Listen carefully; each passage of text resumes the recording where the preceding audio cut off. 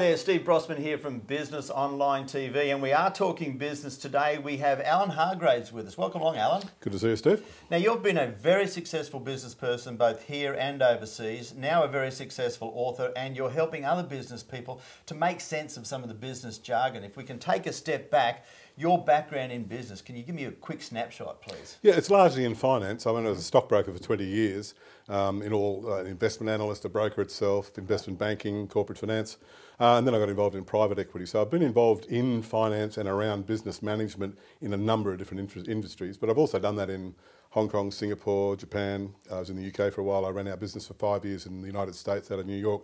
So I've got that an international experience and background as well. That's actually a phenomenal experience, both here and overseas and across a number of variances. Your key goal, and I guess your passion now, is to help people that are growing into their business and don't know some of the jargon and I guess the business literacy around how they should grow their business. Can you tell us how you're helping people? I think financial literacy is quite a problem. And I know because I was scared of it myself once. Right. Because people ask you questions in financial speak and you think, oh, I don't know that. So your little fear button goes off. And I had a classic situation with a great salesman, brilliant salesman, became a wonderful marketing director. Right. Succession issues arise and he became the managing director. Goes to his first board meeting and a crusty old director says, well, with this new project, son, what's the net present value forecast over a 5-year period? And he goes, what? I got no idea.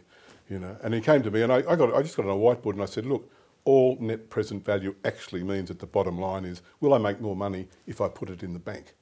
Now, we spent half an hour working on it, but at the end he just said, oh, is that all it means? So you're actually making the difficult easy for people that are growing very rapidly into business. And we see that time and time again, that entrepreneurs and successful business people go from small to medium and they have the potential to go big, but some of these things are hindering them. Well, a lot of people are they don't know what they know, because a lot of entrepreneurs intuitively do very good business principles. Yes. They just don't know what it's called. And suddenly they find out what it's called and they say, oh, I do that. And it liberates them. They go on and say, oh, okay, I know what I'm doing. It's actually what the textbooks say, but I've always thought it was called X.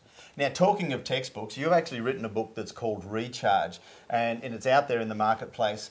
Can you tell me what's in the book and how this is helping people? It's almost like the anti-textbook, teaching people how to read textbooks. Is that how you put it? I think so. I mean, I'd like to avoid the word trying to dumb down management, but to be quite honest, management speak is so dumbed up that we probably need to get a different perspective on it anyhow. But what Recharge does is take that person who's often a bit stuck, the entrepreneur who's brilliant, greatly intuitive businessman, suddenly is at a point he's got a business and 30 employees, is, whoa, I've got to manage this. What do I do? So what Recharge does is divide it up into ideas into 52 different simple chapters. Wow. You can read one chapter a week and you can do something on your business right there and then. And it can be as simple as cash flow or working capital management. Now people go, oh no, working capital management, what does that mean? It's so simple.